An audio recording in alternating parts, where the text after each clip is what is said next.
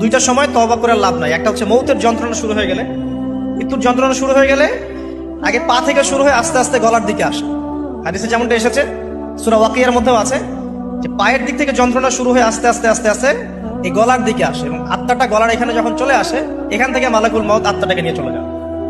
এবং চোখ দিয়ে তাকিয়ে থাকে মানুষ, রুহটা চলে গেলে মানুষ চোখ দিয়ে তাকিয়ে থাকে। দেখবেন এই কারণে মৃত ব্যক্তি তাকিয়ে থাকে, চোখ খোলা থাকে। এবং তখন আসমান থেকে সিঁড়ি নামিয়ে দেওয়া হয়, ওই সিঁড়িতে করে আত্মা চলে যাচ্ছে, ও তাকিয়ে দেখে যে আত্মা চলে যাচ্ছে। এবং মানুষ মারা যাওয়ার পরে চোখ জীবিত থাকে অনেকক্ষণ।